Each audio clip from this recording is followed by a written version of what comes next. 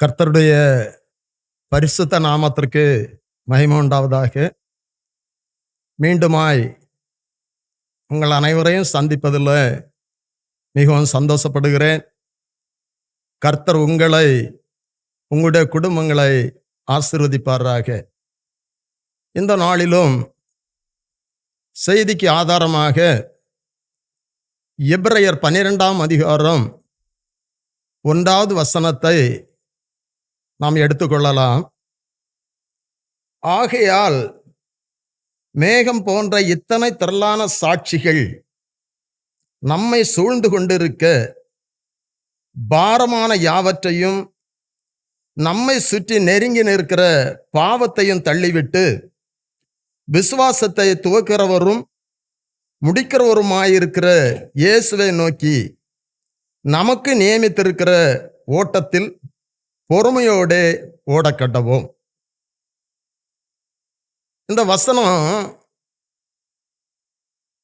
ஆகையால் மேகம் போன்ற இத்தனை திரளான சாட்சிகள் என்று தொடங்குகிறது. அப்படி என்று சொன்னால் 11ஆம் அதிகாரத்தில் அநேக சாட்சிகள் சொல்லப்பட்டு இருக்கிறது. அவர்கள் நமக்கு ஒரு மாதிரியாக இருக்கிறார்கள். அவருடைய சாட்சிகள் நம்முடைய ஜீவியத்திற்கு பயனுள்ளதாக இருக்கிறது. அதை தொடர்ந்து இந்த 12ஆம் அதிகாரத்தில் முதல் வசனத்தில் அநேக காரியங்கள் சொல்லப்பட்டு இருக்கிறது. அதில் முக்கியமான ஒரு காரியத்தை உங்களுக்கு நான் சுட்டிக்காட்டி, நம்முடைய ஜீவியத்தில் கர்த்தருடைய ஆசீர்வாதத்தை பெற்றுக்கொள்ள வேண்டும் என்று சொன்னால், பரலோக ராஜ்யத்தை பெற்றுக்கொள்ள வேண்டும் என்று சொன்னால், அந்த அனுபவத்தை நாம் கை கொள்ளுகிறவர்களாக இருக்க வேண்டும் என்று சொல்லி ஒரு செய்தியை நாம் தியானிக்க போகிறோம். இந்த வசனத்தில் இந்த நடுப்பகுதியில் நம்மை சுற்றி நெருங்கி நிற்கிற பாவத்தையும் தள்ளிவிட்டு, நம்மை சுற்றி நெருங்கி நிற்கிற பாவத்தை தள்ளிவிட்டு அப்படி என்று சொல்லப்பட்டு இருக்கிறது. அன்பான தேவனுடைய பிள்ளைகளே, பாவம் நிறைந்த நாட்களில நாம் வைக்கப்பட்டு இருக்கிறோம். நம்மை சுற்றிலும் பாவம் நிறைந்திருக்கிறது, பாவம் நெருக்கி கொண்டிருக்கிறது.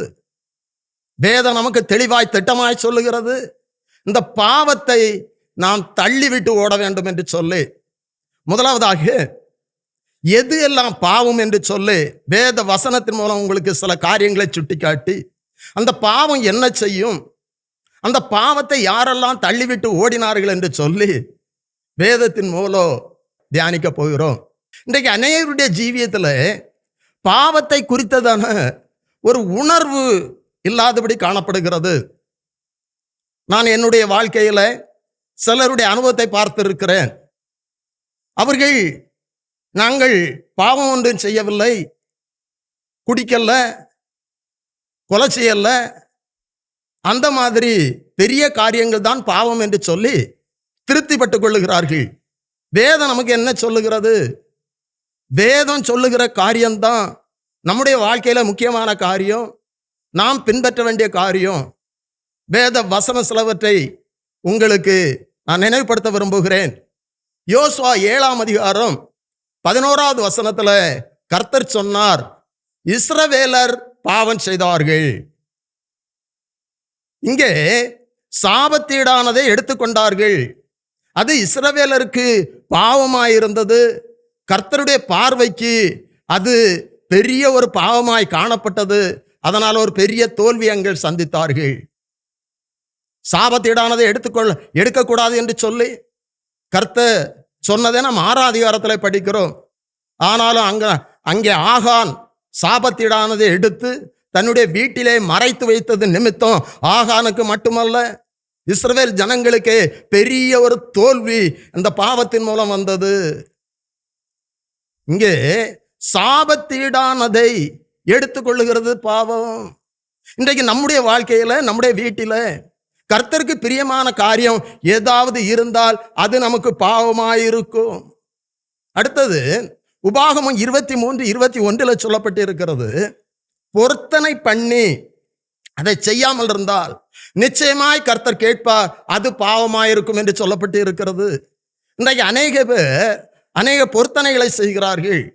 பொருத்தனை செய்த பின்பு கர்த்தர் அவர்களுக்கு கிருபையாய் இறங்கி காரியங்களை வாய்க்க பண்ணினாலும் கூட பொருத்தனையை மறந்து விடுகிறார்கள்.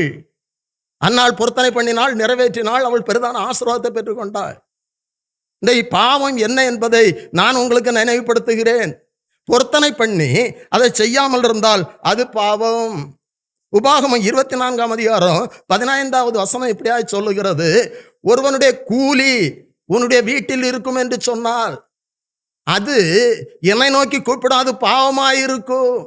இன்னொருவருக்கு உரிய எந்த ஒரு காரியமானாலும் சரி, அது கூலியா இருக்கட்டும், மற்றவர்களுடைய பொருளா இருக்கட்டும், ரூபாயா இருக்கட்டும், நம்முடைய வீட்டில நம்முடைய வாழ்க்கையில அது இருக்கும் என்று சொன்னால் நிச்சயமாய் அது பாவமாயிருக்கும்.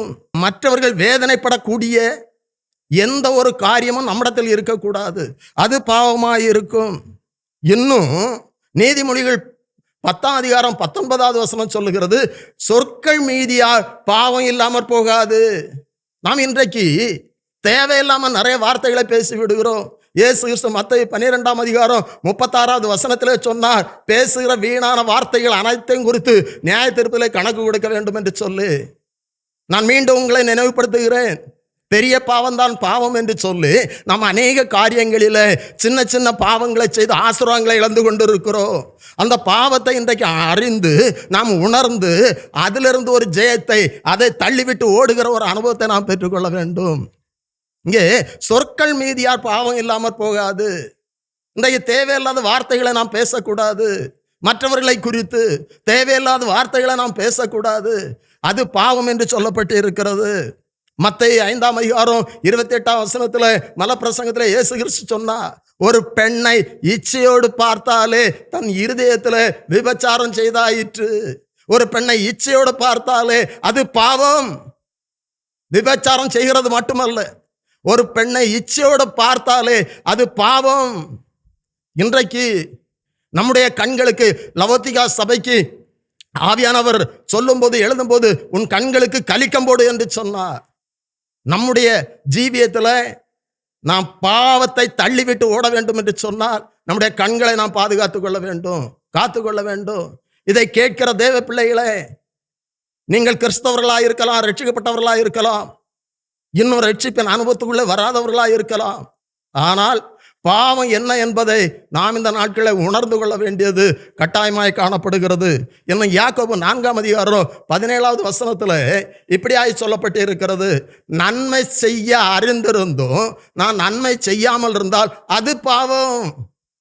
இன்றைக்கு நன்மை செய்ய அறிந்திருக்கிறோம், ஏழைகள் தேசத்தில் இல்லாமல் இருப்பதில்லை, வேதம் அப்படி சொல்லுகிறது.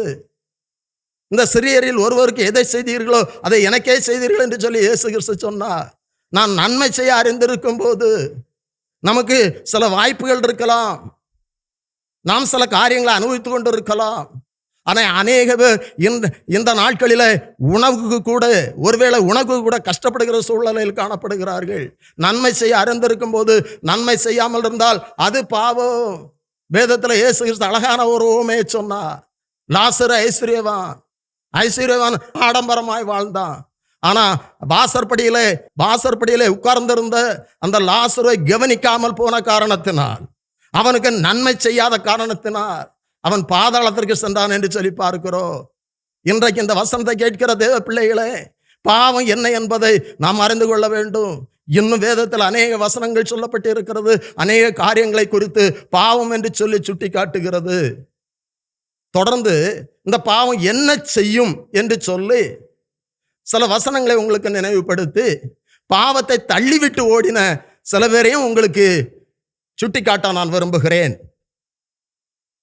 பாவம் என்ன செய்யும்? ஆதியாகமம் 4ஆம் அதிகாரம் 7வது வசனத்தில் கர்த்தர் காயனை பார்த்து சொன்னார், நீ நன்மை செய்தா மேன்மை இல்லையோ, நீ நன்மை செய்யாமல் இருந்தா பாவம் உன் வாசற்படியிலே படுத்திருக்கும். பாவம் வாசற்படியிலே படுத்திருக்கும். ஆபேல் காயனை குறித்து அறிவோம். 2 பேரும் காணிக்கை கொண்டு வந்தார்கள். ஆபேலுடைய காணிக்கை அங்கீகரித்தார், காயனுடைய காணிக்கை அவர் அங்கீகரிக்கவில்லை. எரிச்சல் உண்டாயிற்று. இவன் ஏன் என்று கர்த்தரிடத்தில் கேட்டிருக்க வேண்டும், இவனை தாழ்த்தி இருக்க வேண்டும், கர்த்தர் அவனை உணர்த்தி இருப்பார். ஆனால் இவன் எரிச்சல் உண்டாகி தொடர்ந்து ஆபேலை கொலை செய்தான் என்று சொல்லி பார்க்கிறோம். இப்போ கர்த்தர் சொல்லுகிறார், காயின் இடத்துல நீ நன்மை செய்தா மேன்மை இல்லையோ, நீ நன்மை செய்யாமல் இருந்தால் பாவம் வாசற்படியிலே படுத்திருக்கும். இதை கேட்கிற தேவ பிள்ளைகளே, நம்மிடத்தில் ஒரு பாவம் இருக்கும் என்று சொன்னால் அந்த பாவம் வாசற்படியிலே படுத்திருக்கும். நான் வீட்டிற்குள் செல்லும் போதும் திரும்பும் போதும் அந்த பாவத்தை தாண்டி தான் போக வேண்டும். எவ்வளவு பெரிதான ஒரு காரியம், நான் ரொம்ப உணர வேண்டிய ஒரு காரியம். பாவம் வாசற்படியிலே படுத்திருக்கும். என்னாகமம் 32:23 சொல்லுகிறது, பாவம் நிச்சயமாய் உங்களை தொடர்ந்து பிடிக்கும், பாவம் தொடரும். இது யாருக்கு தெரியும் என்று சொல்லி நினைக்கலாம். ஆனால் எல்லாவற்றையும் ஆராய்ந்து அறிகிற கர்த்து, நம்முடைய அந்தரங்களை ஆராய்ந்து அறிகிற கர்த்து, நம்முடைய எல்லா காரியங்களையும் அவர் அறிந்திருக்கிறார். நான் இருதயத்தின் எண்ணங்களை அறிந்திருக்கிறார். நம்முடைய பாவங்களை எல்லாம் அவர் அறிந்திருக்கிறார். அவருக்கு மறைவானது ஒன்றுமில்லை. அந்த பாவம் தொடரும். இன்றைக்கு இந்த வார்த்தையை கேட்கிற சகோதரா சகோதரி, உங்களுடைய வாழ்க்கையில் ஏதாவது மறைக்கப்பட்ட பாவம் இருக்கும் என்று சொன்னால், இந்த நாளிலே நாம் உணர்ந்து ஒப்பு கொடுத்து அதை அறிக்கை செய்வோம் என்று சொன்னால் பெரிதான விடுதலை நாம் பெற்றுக்கொள்வோம். பாவம் என்ன செய்யும்? அது நம்மை தொடரும். ஏசாயா 59:2 நம்முடைய பாவங்களே அவர் நமக்கு செவி கொடுக்க கூடாதபடி அவருடைய முகத்தை விட்டு நம்மை மறைக்கிறது. அப்படி என்று சொன்னால் நம்முடைய பாவம் ஜெபத்திற்கு தடையாக இருக்கிறது. இன்றைக்கு அநேகருடைய ஜெபம் கேட்கப்படாததற்கு காரணம் பாவம். பாவம் வசனம் சொல்லுகிறது, வேதத்தை கேளாதபடி தன் செவியை விலக்கிறவனுடைய ஜெபமும் அருவருப்பானது. அப்படி என்று சொன்னால் பாவம் கர்த்தருக்கும் நமக்கும் இடையே பிரிவினை உண்டாக்குகிறது. அந்த பிரிவினை உண்டாக்குற பாவத்தை இன்றைக்கு நம்மை விட்டு தள்ள வேண்டும். அதுதான் செய்தி. பாவம் என்ன செய்கிறது? தொடர்ந்து நாம் பார்ப்போம் என்று சொன்னால் எசேக்கியேல் 18:20 பாவம் செய்கிற ஆத்துமா சாகும், பாவம் செய்கிற ஆத்துமா சாகும். நம் சரீரம் ஆத்துமா, நம்முடைய சரீரத்துக்குள்ளே ஆத்துமா இருக்கிறது. இந்த சரீரம் ஒரு நாள் அழிந்து போகும், ஆனால் ஆத்துமா அழியாதது. அந்த ஆத்துமாவிலே மீட்பு இருந்தால் மட்டுமே நாம் பரலோக ராஜ்யத்தை பெற்றுக்கொள்ள முடியும். அப்படி என்று சொன்னால் அந்த ஆத்துமா காக்கப்பட வேண்டும். அதனால தான் இயேசு கிறிஸ்து சொன்னார், மனிதன் உலகம் முழுவதும் ஆதாயப்படுத்தி கொண்டாலும் தன் ஜீவனை நஷ்டப்படுத்தினால் லாபம் என்ன? ஆத்துமா அது விலையேறப்பட்டது. இங்கே பாவம் செய்கிற ஆத்துமா சாகும் என்று சொல்லப்பட்டு இருக்கிறது. எரேமியா 5:25 நன்மை வரவிட்டாதபடி பாவம் தடை செய்கிறது என்று சொல்லப்பட்டு இருக்கிறது. நமக்கு வர வேண்டிய நன்மைகள் ஆசீர்வாதங்கள் இன்றைக்கு நம்முடைய பாவத்தினால் தடைபடுகிறது.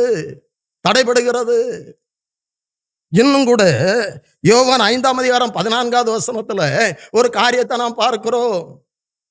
அங்கே 38 வருடமாய் வியாதியார்ந்து விடுதலை பெற்றவன் ஆலயத்திலே இருக்கிறான். இயேசு கிறிஸ்து அவனை காண்கிறார். இயேசு கிறிஸ்து அவனை கண்டு ஒரு காரியத்தை சொல்லுகிறார், அதிக கேடானது ஒன்றும் உனக்கு வராதபடி இனி நீ பாவம் செய்யாதே. அப்படி என்று சொன்னால் இவனுடைய வாழ்க்கையில அந்த வியாதி வருவதற்கு காரணம் பாவம். பாவத்தினால் வியாதி வருகிறது. இன்றைக்கு அநேக பேர் வியாதியினால் வேதனைப்படுகிறார்கள். சரீரத்தில் உள்ள சில குறைகள் வியாதி வருவதற்கு காரணமாக இருக்கலாம், இன்னும் சத்துருடைய கிரியைகளும் காரணமாக இருக்கலாம். இங்கே பாவத்தினால அவன் வியாதிப்பட்டான் என்று சொல்லி இந்த அதிகாரத்தில் நாம் பார்க்க முடியும். எதெல்லாம் பாவம், பாவம் என்ன செய்யும் என்று சொல்லி உங்களுக்கு சில காரியங்களை நான் உங்களுக்கு சொன்னேன். இதை கேட்டுக்கொண்டிருக்கிற அன்பான தேவனுடைய பிள்ளைகளே, வசனம் தெளிவாய் சொல்லுகிறது, அந்த பாவத்தை நாம் தள்ளிவிட்டு ஓட வேண்டும். நெருங்கி நிற்கிற வசனம் அப்படித்தான் சொல்லுகிறது. நம்மை சுற்றி நெருங்கி நிற்கிற பாவத்தை தள்ளிவிட்டு. இது நவீனமான காலம். இந்த காலத்தில் பாவம் அதிகமாய் பெருகி கொண்டு இருக்கிறது. பாவம் செய்வதற்கு நாம் அதிகமாய் தூண்டப்படுகிறோம். அப்படிப்பட்டதான சூழ்நிலையிலும் கூட நாம் அந்த பாவத்தை தள்ளிவிட்டு ஓடுகிறவர்களா இருக்க வேண்டும். தாமரை இலையை குறித்து நான் எல்லாரும் நன்றாய் அறிவோம். அந்த தாமரை இலை தண்ணீருக்குள் இருந்தாலும் அந்த தாமரை இலையில் தண்ணீர் படாது.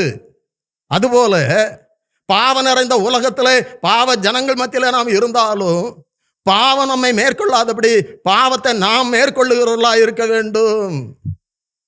பாவத்தை தள்ளிவிட்டு ஓட வேண்டும். அப்படி என்று சொன்னால்தான் கர்த்தருடைய ஆசீர்வாதத்தையும் அந்த பரலோக ராஜ்யத்தை நாம் பெற்றுக்கொள்ள முடியும்.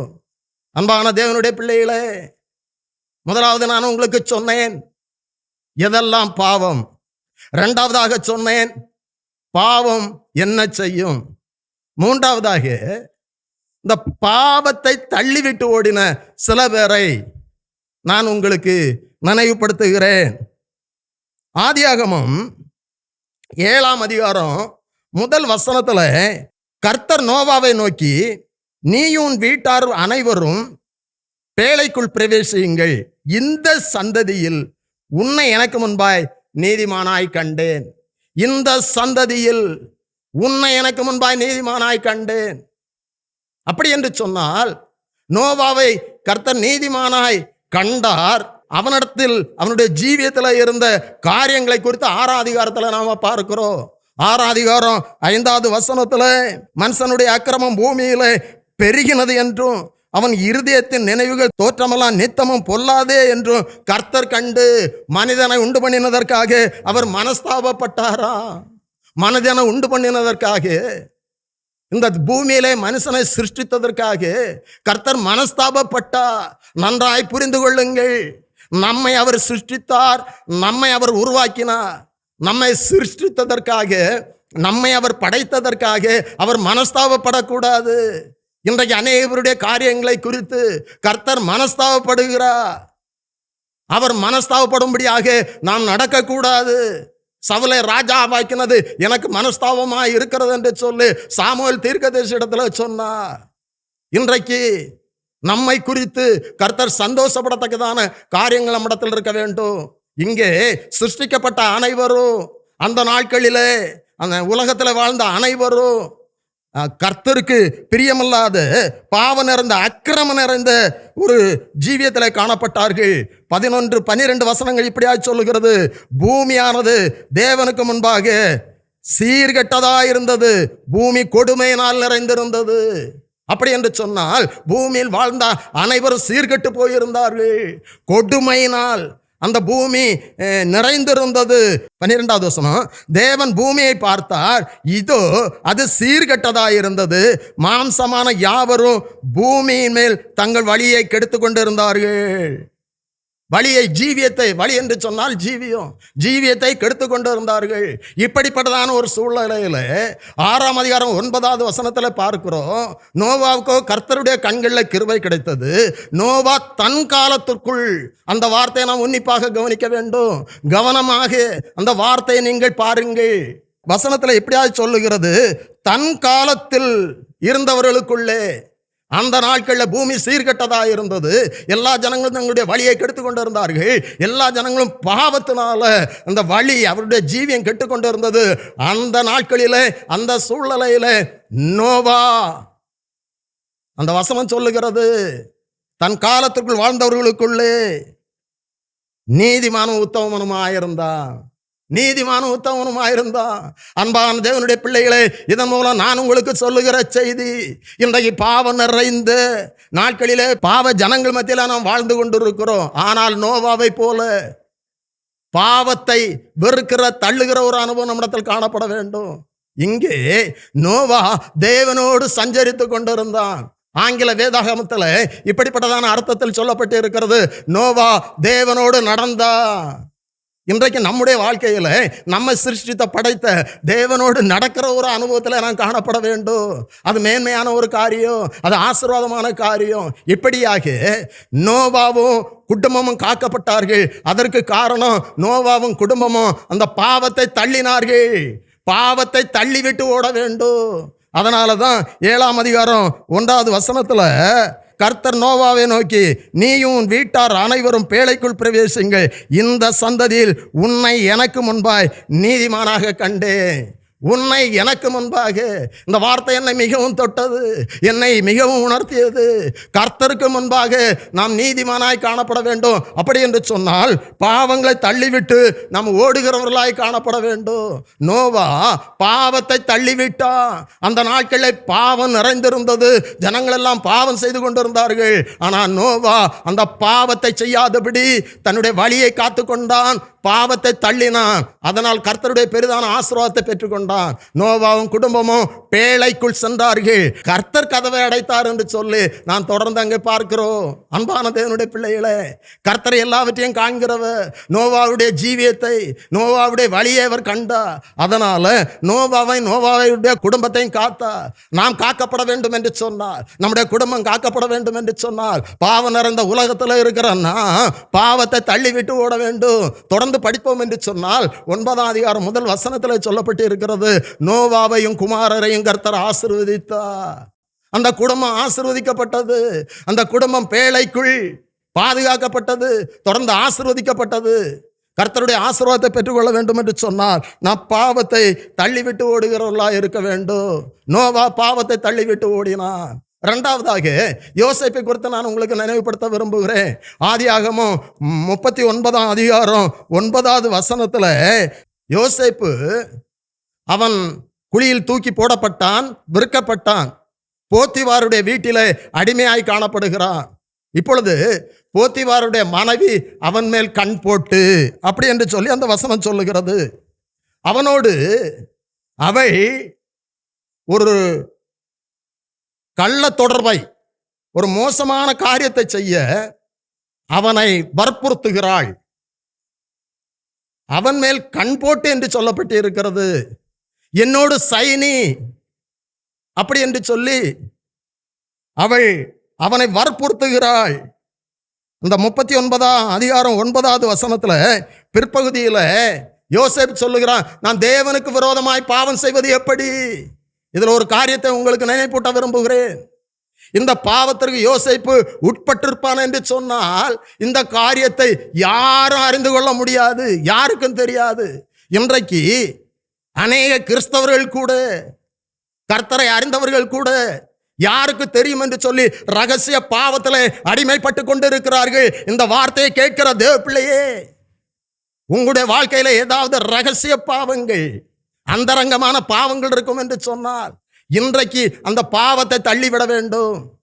யோசேப்பு நான் தேவனுக்கு விரோதமாய் பாவம் செய்வது எப்படி அப்படி என்று சொன்னால் யோசேப்புக்கு ஒரு உணர்வு இருந்தது. என்னை கர்த்தர் காண்கிறார், இந்த வீட்டில் எனக்கு எல்லா பொறுப்பையும் போத்திபார் தந்திருக்கிறார், ஒன்றையும் விளக்கவில்லை, மனைவியை தவிர ஒன்றையும் விளக்கவில்லை என்று சொல்லுகிறார். இப்பொழுது இந்த பாவத்தை தேவனுக்கு விரோதமாய் நான் ஒரு பாவம் செய்தால் அது தேவனுக்கு விரோதமானது. இன்றைக்கு நம்முடைய வாழ்க்கையில் காணப்படுகின்ற பாவங்கள் அது தேவனுக்கு விரோதமானது.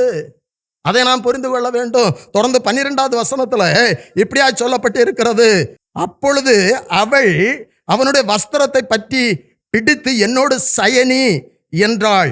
அவனோ தன் வஸ்திரத்தை அவள் கையில் விட்டு வெளியே ஓடி போனான்.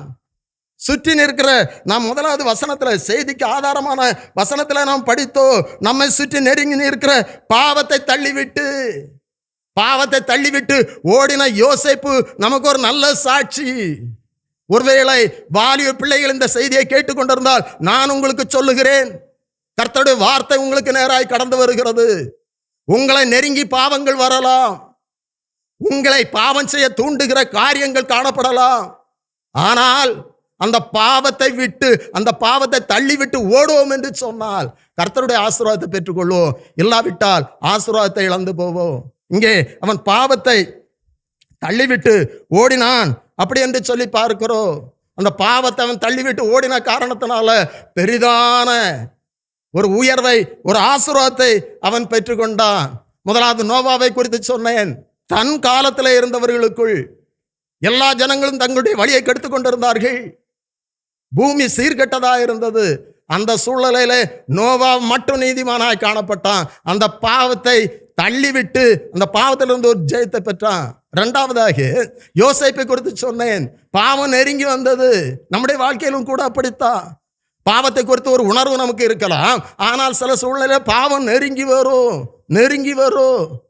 அந்த பாவத்தை நான் தள்ளிவிட்டு ஓட வேண்டும். யோசேப்பு அப்படி பாவத்தை தள்ளிவிட்டு ஓடினா.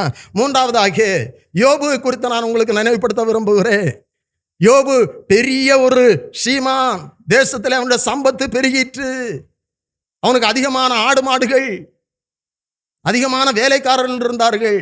ஆனால் யோபு 1:5 நம்ம படிக்கிறோம், விருந்து செய்கிற அவரவருடைய நாள் முடிகிற போது. அப்படி என்று சொன்னால் பிள்ளைகள் விருந்து செய்யும் போது, அந்த வசனத்தின் சுருக்கத்தை நான் உங்களுக்கு சொல்லுகிறேன். பிள்ளைகள் விருந்து செய்யும் போது ஒருவேளை என் பிள்ளைகள் பாவம் செய்திருப்பார்களோ என்று சொல்லி பிள்ளைகளை அழைத்து அவர்களுக்காக சர்வாங்க தகன பலி செலுத்தினான். அப்படி என்று சொல்லி அந்த வசனத்தில் பார்க்கிறோம். அப்படி என்று சொன்னால் யோபுக்கு இந்த பாவத்தை குறித்து ஒரு பயம் இருந்தது. பிள்ளைகள் பாவம் செய்தார்கள் என்று அல்ல, ஒருவேளை பாவம் செய்திருப்பார்களோ என்று சொல்லி. இதை கேட்டுக்கொண்டிருக்கிற பெற்றோரே, நான் உங்களுக்கு ஒரு காரியத்தை சொல்லுகிறேன். நானும் தகப்பன் ஸ்தானத்தில் இருக்கிறேன். எனக்கு 3 பிள்ளைகள், பிள்ளைகளுக்கு பிள்ளைகள் இருக்கிறார்கள். ஆனால் நான் என்னுடைய வாழ்க்கையில அறிந்த காரியத்தை, என் பிள்ளைகளுக்கு என் கடமைகளைத்தான் நான் செய்ய முடியும். என் பிள்ளைகளை ஆசீர்வதிக்கிறது கர்த்தர். பிள்ளைகளை கர்த்தர் ஆசீர்வதித்து இருக்கிறார். அப்படி என்று சொன்னால் பிள்ளைகளை குறித்ததான ஒரு உணர்வு நமக்கு வேண்டும். பிள்ளைகளை நான் கர்த்தருடைய பாதையில நடத்த வேண்டும். பிள்ளைகள் ஏதாவது ஒரு தவறு செய்தால் அதை கண்டிக்க வேண்டும். இன்றைக்கு அநேக பிள்ளைகள் பெற்றோரை ஏமாற்றுறாங்க. பெற்றோரும் பிள்ளைகள் கர்த்தருக்கு பயப்பட வேண்டும் என்கிற காரியத்தை விட உலக பிரகாரமான காரியத்திற்கு முக்கியத்துவம் கொடுக்கிறார்கள். இங்கே யோபு அந்த பாவத்தை தள்ளிவிட ஒரு மனதுள்ளவனாக இருந்த காரணத்தினால் ஒருவேளை என் பிள்ளைகள் பாவம் செய்திருப்பார்கள் என்று சொல்லி அங்கே பலி செலுத்துகிறார். தொடர்ந்து அவருடைய வாழ்க்கையில் அநேக பிரச்சனைகள் கடந்து வருகிறது. சாத்தான் யோபின் மேல் கவனம் வைத்தான். கர்த்தர் ஒரு அனுமதி கொடுத்த காரணத்தினால், நம் எல்லாருக்கும் தெரியும், அனுமதி கொடுத்த காரணத்தினால் அவனுக்கு பல சோதனைகளை சாத்தான் கொண்டு வந்தான். ஆனாலும் 2:10 நாம் படிக்கிறோம், யோபு அந்த 2:10 பிற்பகுதியில் இவைகள் எல்லாவற்றிலும் யோபு தன் உதடுகளினால் பாவம் செய்யவில்லை. கர்த்தர் கொடுத்தார், கர்த்தர் எடுத்தார் என்று சொன்னார். கர்த்தருக்கு விரோதமாய் அவன் எந்த வார்த்தையும் சொல்லவில்லை. சொற்கள் மீதியால் பாவம் இல்லாமல் போகாது என்று சொல்லி முதலாவது நான் உங்களுக்கு சொன்னேன். நான் ஏதாவது வார்த்தை கர்த்தருக்கு விரோதமாய் பேசினால், கர்த்தருடைய கரத்திலிருந்து நன்மையை பெற்றுக்கொண்டனா, சில சூழ்நிலையில் சில பிரச்சனைகளிலே கர்த்தருக்கு விரோதமாய் பேசினால் அது பாவம். இங்கே யோபு அந்த பாவத்தை செய்யாதபடி பாவத்தை தள்ளிவிட்டு அவன் ஓடினான். அவனுடைய வாழ்க்கை மிகவும் சோதனை நிறைந்ததுதான். யோபு சொன்னா, அவர் என்னை கொண்டு போட்டாலும் அவர் மேல் நம்பிக்கையாயிருப்பே. நான் போகும் வழி அவர் அறிவா. என்னை சோதித்த பின்பு பொன்னாக விளங்குவே. அவர் அந்த சூழ்நிலைகள், அந்த பாவத்தை எல்லாம் தள்ளிவிட்டு ஓடினா. அன்பான தேவனுடைய பிள்ளைகளே, இந்த நாளிலும் கர்த்தருடைய வார்த்தையை நான் உங்களுக்கு பாவம் என்கிற தலைப்பிலே சொன்னேன். எதெல்லாம் பாவம், பாவம் என்ன செய்யும், பாவத்தை தள்ளிவிட்டு ஓடின சில பரிசுத்தவான்களை உங்களுக்கு நினைவுபடுத்தினேன். உங்களை அன்போடு நான் கேட்டுக்கொள்கிறேன். நம்முடைய வாழ்க்கையிலும் ஏதாவது பாவம் இருந்தால் இந்த நாளில் அந்த பாவத்தை தள்ளிவிட்டு ஓடத்தக்கதாக ஆவியானவருடைய துணையோடு கூட நாம் அவரிடத்தில் நம்முடைய பாவங்களை அறிக்கை செய்தால், ஒரு வசனத்தை கூட உங்களுக்கு நினைவுபடுத்த விரும்புகிறேன். நீதிமொழிகள் 28:13 நாம் எல்லாருக்கும் தெரியும். தன் பாவங்களை மறைக்கிறவனோ வாழவிடைய மாட்டான், அதை அறிக்கை செய்து விட்டு விடுகிறவனோ இரக்கம் பெறுவான். அப்படி என்று சொன்னால் நம்மிடத்தில் இருக்கிற பாவங்களை நாம் அறிக்கை செய்து விட்டு விட்டோம் என்று சொன்னால் நாம் இரக்கம் பெறுவோம். 1 யோவான் 1:7 சொல்லப்பட்டு இருக்கிறது, அவருடைய இரத்தம் நம்முடைய சகல பாவங்களையும் கழுவி சுத்திகரிக்கிறது. பாவத்திலிருந்து ஜெயம் பெறுவதற்கு நாம் பாவத்தை உணர்ந்து ஒப்பு கொடுத்து அதை அறிக்கை செய்தோம் என்று சொன்னால் அவர் இரக்கம் செய்வார். இந்த நாளில் நம்ம ஒப்பு கொடுப்போமா? அப்படியே ஜெபிக்கலாம். தன் பாவங்களை மறைக்கிறவன் வாழ்வடைய மாட்டான், அதை அறிக்கை செய்து விட்டு விடுகிறவனோ இரக்கம் பெறுவான் என்று சொன்ன எங்கள் பரிசுத்த பரலோகத்தின் பிதாவே, இந்த வேலைக்காக உமக்கு ஸ்தோத்திரம் அப்பா. இந்த நேரத்திலும் பாவத்தை குறித்ததான ஒரு செய்தியை உம்முடைய கிருபையினால் நாங்கள் தியானித்தோம். இந்த வசனத்தை கேட்ட ஒவ்வொருவருக்காக நான் உம்முடைய சமூகத்தில் ஜெபிக்கிறேன் அப்பா. உன்னிடத்தில் ஒரு குறை உண்டு என்று சொன்னீர், எங்களிடத்தில் குறைகள் உண்டப்பா. இந்த நாளிலும் நாங்கள் உணர்த்தப்படுகிற காரியங்களை நாங்கள் ஒப்பு கொடுத்து எங்களுடைய வாழ்க்கையிலே காணப்படுகின்ற பாவத்தை நாங்கள் தள்ளிவிட்டு ஓடத்தக்கதாக ஆவியானவரே எங்களுக்கு உதவி செய்யுங்கப்பா. இந்த வசனத்தை கேட்ட ஒவ்வொருவருக்காக உம்முடைய சமூகத்தில் நிற்கிறேன். இந்த வசனத்தின் மூலம் உணர்த்தப்படுகிற ஒவ்வொருவருக்கும் நீர் உதவி செய்து கர்த்தாவே, பாவத்திலிருந்து விடுதலையை கொடுக்கும்படியாய், ஆசீர்வதிக்கும்படியாய் ஜெபிக்கிறேன் அப்பா. கர்த்தாவே, அடியேனையும் உம்முடைய கரத்துல தருகிறோம். இன்னும் தகுதிப்படுத்தி பயன்படுத்தும். மீட்பர் இயேசு கிறிஸ்துவின் ஜெபிக்கிறோம் நல்ல பிதாவே. ஆமென்.